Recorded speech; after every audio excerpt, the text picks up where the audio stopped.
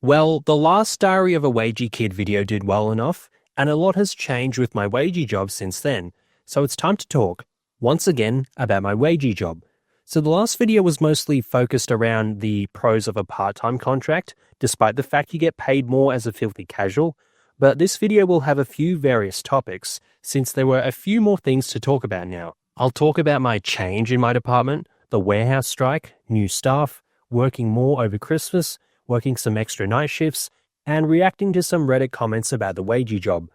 So we'll start off with the department change. So big update, doesn't feel like an update since this has been the case for several months now, but on my Saturday shifts at the Wagie job, I'm not working in the fresh convenience department anymore. Instead, most of my Saturday shift is in the online department. I now work 8 till 2 o'clock in the online department instead of the 8 to 5 in FreshCon, which is filling the fridges basically. The reason this happened is because head office / some higher up manager was like, at this specific store, there's too many hours for this department on this day. So they got rid of me between the hours of 8 to 2 in this department. So why didn't they totally get rid of my shifts? Well, see last Diary of a Wagie Kid video. The part-time contract saved me. If I was a casual, the store would have every right to just remove my shift entirely, or just cut it down like they did in this case. However, since I have a contract, my hours are protected, so legally they had to give me more hours elsewhere. This is why I spend the first 6 hours of my shift in another department, because the big bosses didn't want me in the department I was already in, but the law required them to give me hours elsewhere. So, yet another piece of evidence to show that the part-time contract is a savior. This actually worked out well, since I like the online department. You basically get paid to go shopping for other people. There's more to it, like many things at a supermarket job. It's not as simple as it sounds to those who don't work in a supermarket, but it's not really that complicated. It can get tedious, but then again, so does my usual department, so it's good to shake things up a bit. Spend some part of my Saturday shopping, spend another part of my Saturday stacking fridges, spending a part of it marking down stock, really splits up the day. Online is also kind of nice in the sense that if there are no more orders to complete, you get shifted to another department. However, this can be a stitch-up if you get sent to a department that you don't like. Thankfully for me, if we do have that case where I'm in online and we've finished all our orders, I just go back to my main department, which I have no troubles with. So pretty big change at the Wagie job, seeing as though almost half of my contracted hours are now spent elsewhere, but it worked out fine. And it is yet another instance of the part-time contract saving me. The warehouse strike. So recently, at the time of writing this script anyway, it's taken me a while to get to this video, the distribution center, the warehouse that gives us all of our stock, went on strike. So for a few weeks, we had barely any stock coming in. This strike did impact the long life stock, but there were still many shelves that were full. So some stuff was coming in for the long life department, but the fresh convenience department got whacked hard. The meat and chicken and milk came in as per usual, since those come from a different warehouse, but the rest just wasn't coming in. So when I'd work in online, there wasn't much to do since no one could order anything, since there was nothing in our stock records. And my main department, FreshCon, had barely anything to do. You did have some stock to work, but it was still barely any compared to usual. So those were some easy shifts. So why was there a strike? Because of two reasons. 1, unrealistic performance expectations, and 2, pay. The warehouse staff were being monitored with AI, and there were some algorithms that said how much you should be getting done within a certain time frame, and you literally got sent home if you underperformed for a few hours in the shift. Woolworths lost at least $50 million during this entire strike in lost sales. Probably would have been cheaper to pay the staff what they wanted from the get-go, but I do understand why Woolies didn't do that. I think the warehouse workers wanted 25% over 3 to 4 years, which is pretty steep. I think they ended up settling on 11% over 3 years. Not bad, that's more reasonable. Problem is, us Woolies workers, for the supermarket stores, don't get this, which is annoying because we already agreed on our most recent union agreement, which passed, but mostly because most Woolies staff just don't understand how these agreements work, and there was some really shady wording in their propaganda advertisements. The papers in the staff / tea room said something like, if this agreement passes, we will pass on the full increase to the minimum wage onto you, or something like that. The minimum wage was mandated by the government. You aren't the ones who have a say in if this gets passed or not. But I can bet you that many others got spooked by this propaganda.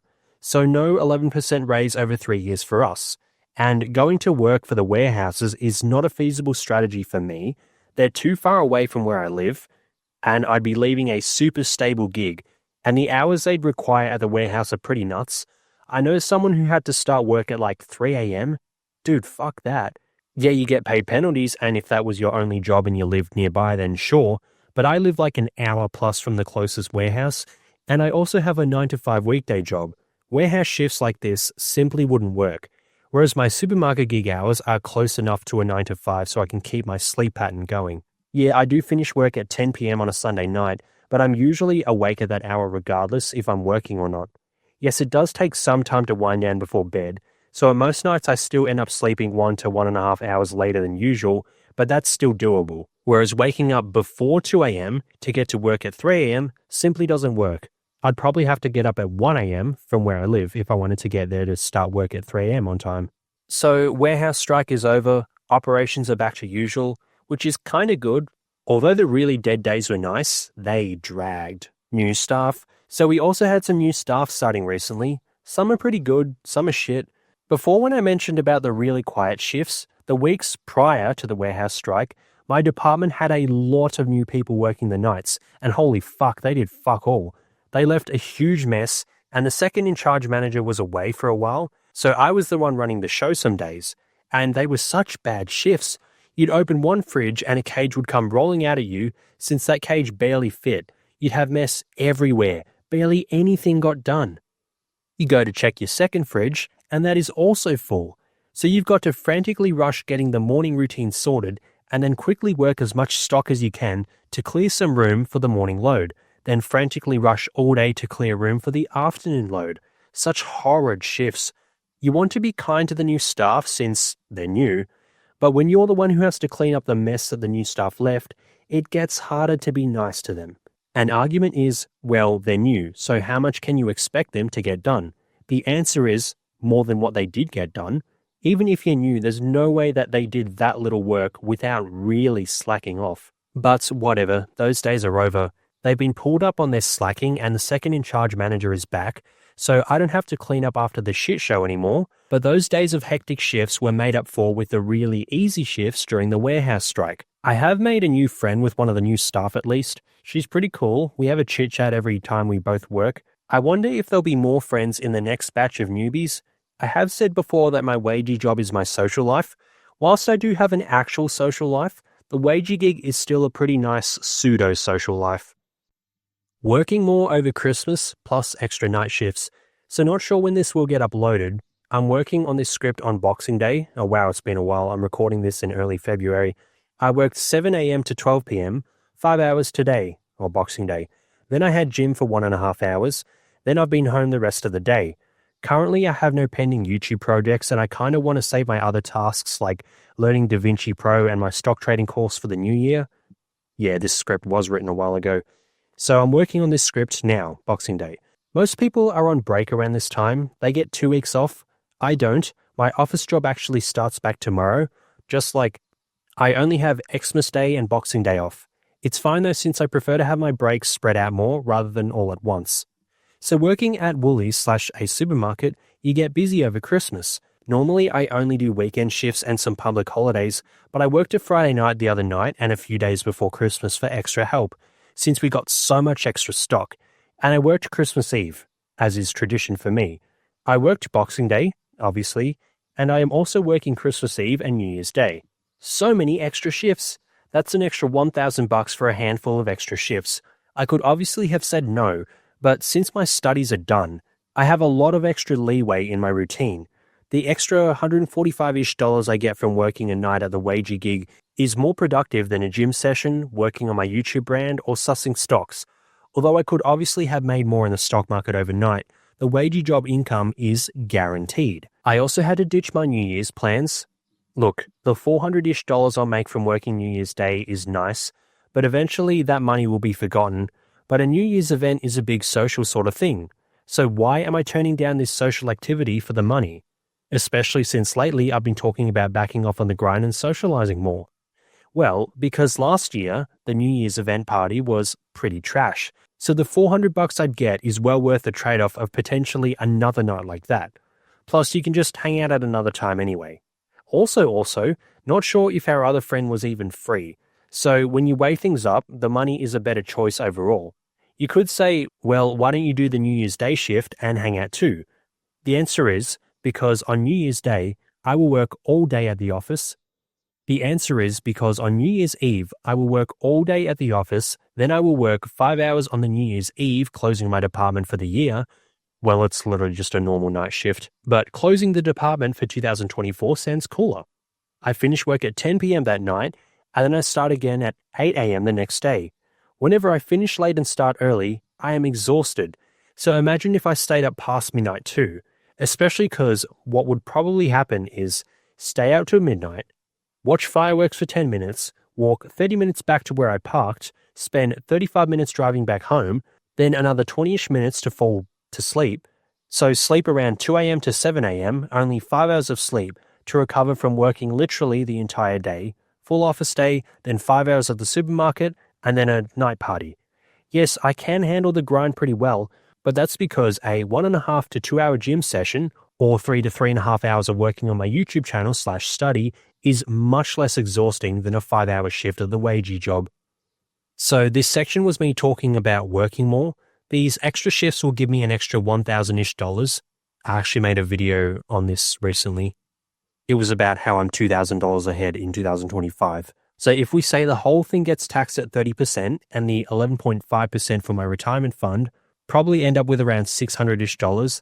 That is basically what I saved in 2024 with my staff discount on groceries, basically doubling my grocery savings for the year just by doing an extra few shifts over the Christmas period.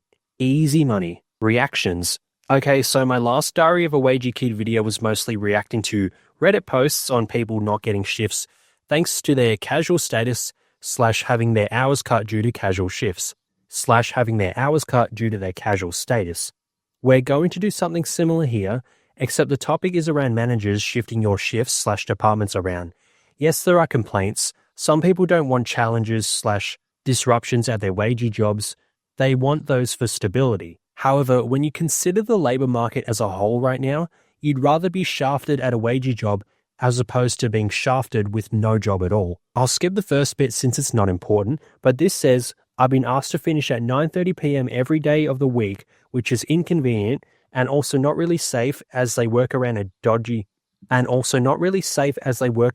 suburbs in Darwin, which is a small capital city in Australia in a pretty unsafe state in Australia too. It's stressing me out. Even though I've been at the store for 8 years, this BS has never come up before. Also, to the bottom comment about Woolies workers being entitled, I'd challenge that. It really depends on your store. If it's cruisy, good for you, but numerous other stores really do run people into the ground, mine especially. Not to mention, chopping and changing people where departments are short doesn't fit the mold of all stores. Yeah, so this person is being shifted around and basically now their roster is inconvenient to them, as well as just being unsafe. I guess at least they still have a job, although that doesn't mean anything if you get stabbed and killed after your shift. And with some stores running you into the ground, that does happen sometimes at my store, but overall it's more on the chill side, although this could just be because I've been there for ages, so I'm used to being able to work through all the things, who knows, as well as just putting up with the pressure. Maybe what others consider stressful, I consider a normal day, so it really kind of depends on that situation. We do have obviously some really stressful days here and there, but I can handle it pretty well, but then it also gets balanced out with cruisy shifts like the week later. Like, I've been there for 12 years. You think I can't handle a stressful day at the Wagie job? Like, come on. So this post here is about someone being changed departments without being told, which is funny because that's exactly what happened to me. In fairness, I only worked weekends where I don't see any of the managers, but I only found out because my department's second in charge mentioned it to me in passing. And then the following week, I saw myself on the work roster scheduled for the online department. Now, his assumption on grocery being quite light is correct. It was kind of the same thing with my department. Although in my department, there was still heaps to do, but the upper managers are just like, we'll wear the consequences of moving gamification, me. If we fall behind, so be it, but we'll make up for it later. So, yeah, in this guy's case, he's being moved for the same reason. Upper management / head office said there's not enough work in that department at that time to warrant that budget. But recall my last video, the power of a part-time contract. At least he's still getting hours, better than having your shifts cut entirely, like the people in the last video. This comment, not 100% sure, but as long as they keep your hours, it's fine since we are all team members. Unfortunate to your discontent. Yep, like I said, his hours are stable, as are mine, thanks to the part-time contract. If you're a casual, bye-bye hours, bye-bye money. This team member comment will also come into play in a later comment.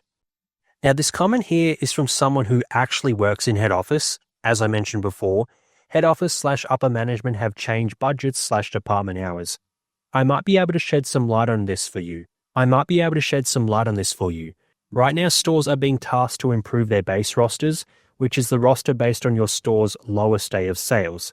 This roster requires people to work in other departments if need be.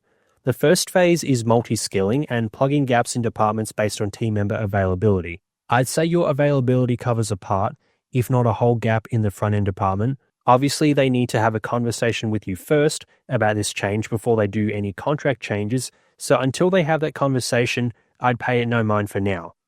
Yep, so this is what happened to me. Too many hours in one department, but my Saturday shift happened to plug a gap in the online department, so that's why I got moved. But again, they put your hours elsewhere. They didn't cut your hours. The contract saves you when head office decides to make changes like this. So this comment here talks about cross-training, which is being trained in multiple departments. Again, this is what happened to me. It makes sense. If you have one staff trained in 3 departments, they're 3 times more likely to be able to cover a shift.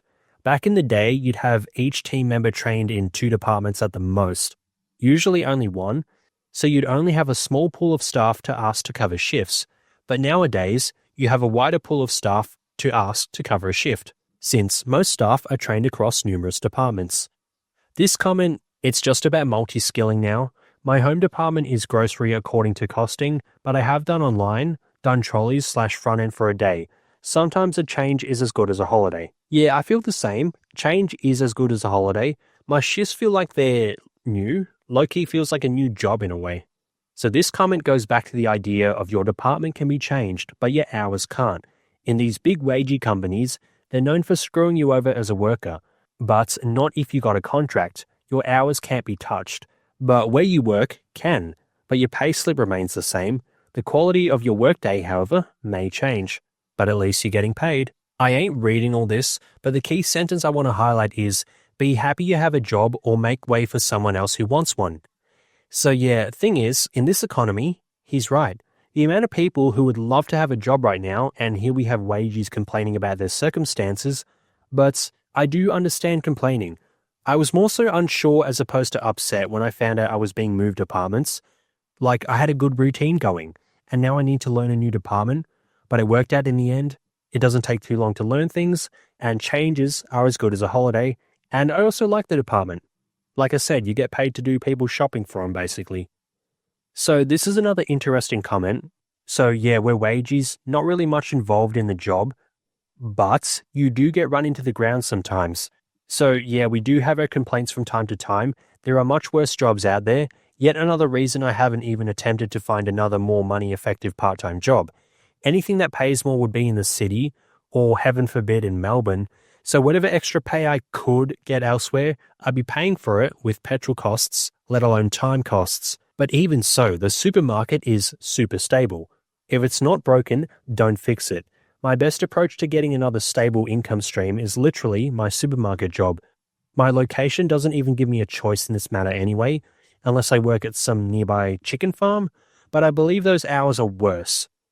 And I'd probably prefer the supermarket over a chicken farm anyway. I have worked at a chicken farm before.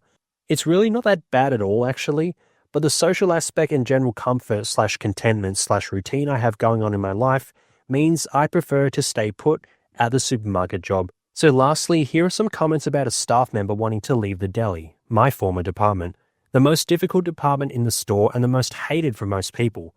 Someone here said they'd even rather be unemployed than work deli. Wild. I actually like the deli. It's just that in the deli, you don't get to choose your breaks. You need to time them around other stuff, busy times, chickens coming out of the oven, etc. In my department, you can kind of take a break whenever, at the office too. I like the freedom of having your break when you want, like when you get hungry, for instance, or when you need to go to the toilet. Hence why I'd rather not go back to the deli. Also, you gotta wear a hairnet or a cap, which ruins my hair. So I prefer to work in departments where my hair can roam free. So that's my diary of a Wagie kid. I've since changed departments since my last Wagie kid video. I have mentioned my Wagie job in recent videos, but I don't think I ever actually mentioned the fact that I had moved departments for a part of my contract recently. So yeah, fun times as a Wagie, being moved departments because people in an office say so, making friends with some new kids, hating other new kids because I left you with a heap of shit to clean up, having easy shifts because your fellow Wagies at the warehouse went on strike, and picking up extra shifts for an easy $600 in post-retirement, post-tax cash. Good times. If you're a Wagie, let me know how your recent shifts at your Wagie job have gone in the comments. Thanks for watching. That is all.